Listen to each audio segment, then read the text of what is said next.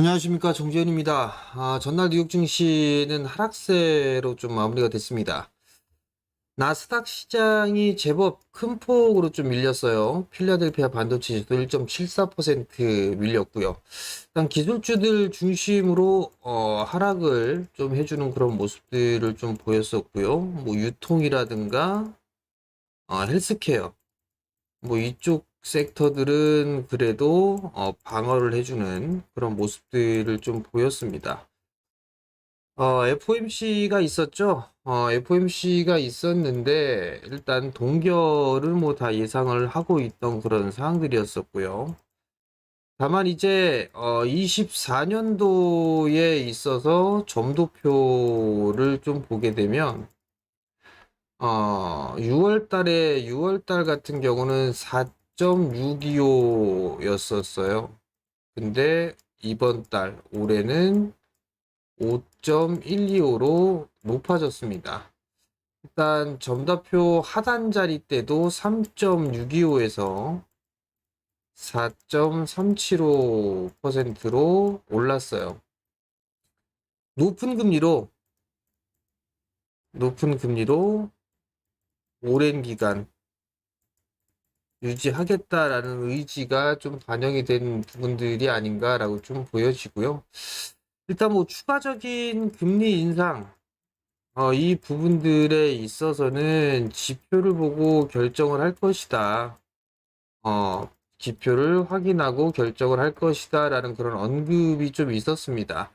일단 연내에 추가적인 금리 인상도 있을 수 있다. 뭐 이런 얘기들이 좀 했었던 그런 사항들입니다.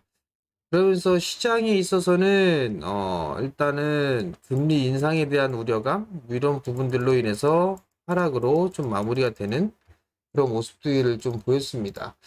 일단 패드워치를 좀 보게 되면 어, 파월의 발언이 있고 난 뒤에 금리 인상에 대한 부분들을 좀 보게 되면 크게 변동은 없었어요. 약간 좀 올라가는 그런 정도의 수준으로 일단은 진행이 됐고요. 11월 달 같은 경우는. 근데 이제 12월 달 같은 경우를 좀 보게 된다라면 11월보다는 12월 달에 금리 인상에 대한 부분들이 조금씩 높아지고 있다라는 점, 이 부분들이 좀 부담 요인이다라고 좀 봐야 되지 않을까 싶어요. 일단 금리에 대한 부분들은 한 번쯤 한 차례 더 인상을 할 수 있다라는 그런 얘기들이 좀 있었어요. 그러면서 달러 지수도 다시 움직여주는 그런 모습들을 좀 보였었고요. 그다음에 국채 같은 경우도 상승을 해주는 그런 모습들을 좀 보였습니다. 처음에는 좀 안정된 그런 모습들을 좀 보였어요. 안정된 그런 모습들을 좀 보였었는데, 8월, 파월의 발언을 하고 난 이후에 다시 국채는 상승으로 좀 전환되는 그런 모습들을 좀 보였었고, 특히나 2년물이 다시 또 치고 나가는 그런 모습들을 좀 보여주고 있는 그런 상황들입니다. 일단 이 부분들이 시장에 있어서는 좀 부담 요인으로 볼 수밖에는 없을 것 같아요. 대체적으로 이게 한국 시장에서도 기술주들이 좀 밀렸던 부분들이라 일단 좀 부담인데 기술적인 흐름들을 좀 차트를 보게 되면 다우지수 같은 경우는 뭐 아직까지는 저점을 깨는 그런 모습들은 아니죠. 근데 나스닥 시장을 좀 보게 되면 저점을 깨고 내려갔어요. 이렇단 얘기는 추가적으로 하락세가 좀 나올 수 있다라는 부분들을 생각을 해야 되지 않을까라고 좀 보여지고요. S&P 500 지수도 마찬가지로 좀 밀려 내려오는 그런 모습들을 좀 보여서 저점을 하회해주는 그런 모습들을 좀 보였기 때문에 뭐이 박스 구간으로 일단은 봐야 되지 않을까 싶습니다. 일단 기술주들의 포지션을 좀 보게 되면 종목군들을 좀 보게 되면 애플 같은 경우도 일단 저점을 깨진 않았어요. 근데 다시 121선을 깨는 게 조금 기분이 좀 나쁘다라는 거. 뭐 애플이라든가 테슬라 같은 경우는 그래도 지지를 해주고 있는 그런 모습들이지만 다른 기업들 같은 경우는 일단 그렇게 썩 좋은 그런 모습들은 아니에요. 마이크로소프트 같은 경우를 좀 보게 되면 121선을 하회하는 그런 모습들을 좀 보이고 있고요.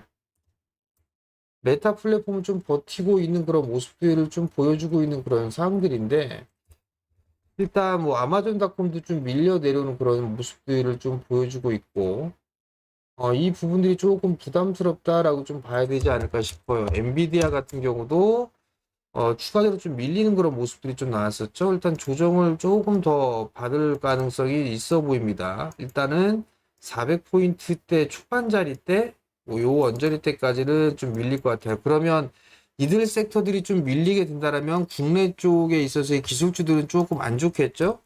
그나마 다행인 부분들은 뭐 엑슨모빌이라든가 이런 기업들이 그나마 추세대를 좀 유지를 해주고 있는 그런 모습들을 좀 보여주고 있습니다. 월마트 같은 경우도 양호한 그런 모습들을 좀 보여주고 있고, 유나이티드 헬스케어 헬스그룹자 같은 경우도 그래도 뭐 이렇게 양호한 그런 모습들을 좀 보여주고 있는 그런 상황들인데, 일단은 헬스케어 쪽이라든가 제약 쪽에 있어서 그나마 견조한 그런 모습들이 좀 나타나고 있다라는 부분들. 그렇다는 얘기는 국내 시장에 있어서도 일단 보수적으로 좀 봐야 되지 않나라고 좀 보여집니다.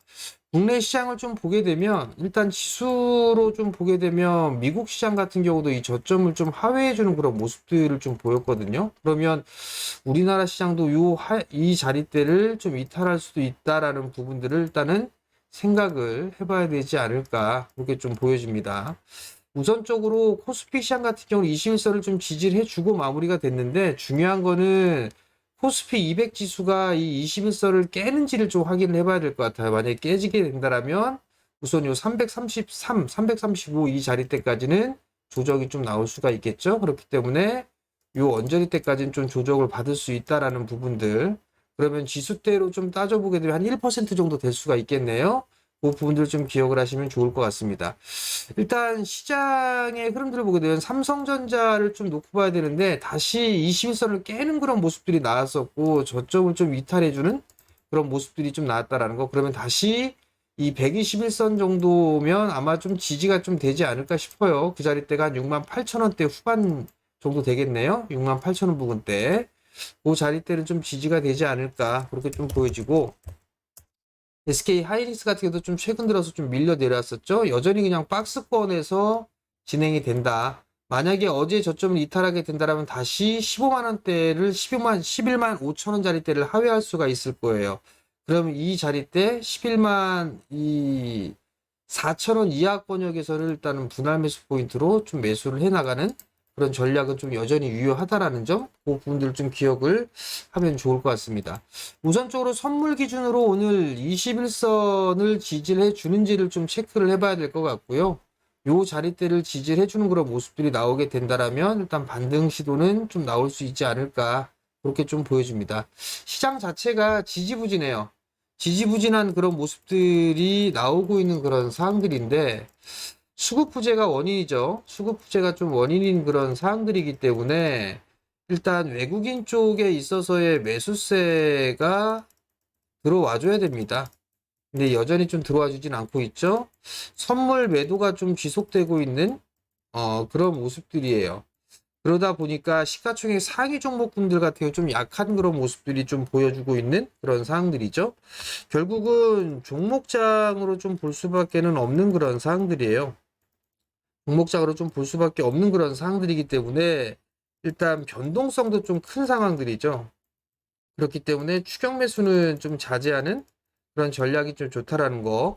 오늘 일단 외국인 쪽에서 선물 매도가 한 번 더 나올 수도 있어 보이기는 해요. 선물이 최근 들어서 이 9월 중순경에 보게 되면 거의 3조 가까이 매수를 했거든요. 근데 최근에 매도가 나올 때를 좀 보게 된다라면 2조 2천억 정도, 2.2조 정도 나왔어요. 그러면 한 번 더 매도가 좀 나올 수가 있다라는 거. 그러면 일단은 관망이 좀 필요한 그런 상황들이고, 외국인 쪽에서 매수를 해 주는지의 여부를 좀 체크를 해보는 전략이 좀 좋지 않나라고 좀 보여집니다. 일단 21선을 깨고 내려가면 추가적인 관망이 필요합니다. 그 부분들 좀 기억을 하시면 좋을 것 같고요. 여전히 뭐 시장에 있어서는 미국 시장의 기술주들이 좀 약한 그런 모습들을 좀 보였기 때문에 방어적인 역할을 할 수 있는 뭐 제약바이오 쪽이라든가 아니면 여전히 SOC 관련 종목군들, 이런 종목군들이 그나마 이 실적 기반형의 종목군들이 좀 많죠. 근데 이런 종목군들이라든가 뭐 리오프닝 뭐 이런 쪽의 기업들, 이건 또 추석에 대한 이슈 부분들이 있죠. 이런 부분들로 일단은 관심을 좀 갖고 보는 게 좋을 것 같고요. 어닝 시즌을 좀 준비를 한다라면 자동차 부품주들도 3분기 때 실적이 좀 괜찮죠. 괜찮을 걸로 좀 전망을 하고 있습니다. 그렇기 때문에 자동차 부품 쪽은 가격 조정을 좀 많이 받았죠. 그리고 횡보를 해주면서 박스를 치고 있는 그런 상황들이고 다중바닥에 좀 모습을 만들고 있기 때문에 이러한 자동차 부품 쪽 같은 경우도 한 번쯤은 좀 관심 있게 봐도 좋지 않을까 그렇게 좀 보여지는데요. 일단 뭐 종목군들을 좀 보게 되면 가장 뭐 만만하게 볼 수 있다라고 하는 거는 뭐 SL 같은 경우도 좀 더 밀릴 가능성은 좀 있어 보이긴 합니다. 뭐 SL 같은 경우 좀 요 자리대까지는 좀 밀릴 수가 있다라는 거. 저점 자리대죠. 뭐 32,000원 요 언저리대. 화신 같은 경우가 좀 제법 많이 밀렸어요. 이제 화신 같은 경우는 조금 바닥을 다져나가는 그런 모습들을 좀 보이지 않을까 싶거든요. 이게 상승을 하고 난 이후에 제법 많이 밀렸어요. 그렇다는 얘기 이제 어닝 시즌을 좀 준비를 하게 된다라면 뭐 한 달 정도가 소요가 되겠죠? 한 달에서 조금 넘겠네요. 그러면 이런 종목군들 같은 경우는 조금씩 모아나가는 그런 전략은 좀 괜찮을 것 같아요. 화신 같은 경우. 그러니까 이런 부분들을 좀 여유 있게 모아보자. 그렇게 좀 말씀을 드릴 테니까 좀 참고를 하시면 좀 좋을 것 같고요. 일단 무리하게 하지는 마세요. 무리하게 하지는 마시고 뭐 단기적으로 오늘 단기적으로 좀 볼만한 것들은 뭐 로봇 쪽이라든가 요런 쪽이라든가 혹은 재건 쪽에 있어서도 흐름들이 한번 좀 나올 수가 있을 것 같으니까 요건 좀 눌림목이겠죠. 눌림목 구간을 노려봐야 되겠죠. 이런 부분들 좀 참고를 하고 시장에 좀 대응을 하시면 좀 좋을 것 같습니다. 자, 매일 영상을 올려드리고 관심 종목도 매일 말씀을 좀 드리고 있습니다. 운이 좋게도 말씀드린 종목군들이 시장이 안 좋음에도 불구하고 그래도 상승을 해주는 그런 모습들이 좀 나와주고 있습니다. 단기적으로 뭐 수익을 낼 수 있는 그런 종목군들이죠. 그러니까 여러분들 영상을 보시면 구독 신청 부탁드리고요. 그리고 좋아요와 그리고 댓글 뭐 이런 거 좀 달아주시면 좋을 것 같고요. 알림 설정을 해두시면 제 영상을 올릴 때마다 영상이 알림이 갑니다. 그럼 그때 바로 확인할 수 있을 수가 있으니까 알림 설정도 해주시면 좋을 것 같습니다. 자, 오늘도 성공 투자하시고요. 저는 내일 다시 찾아뵙도록 하겠습니다. 마치겠습니다.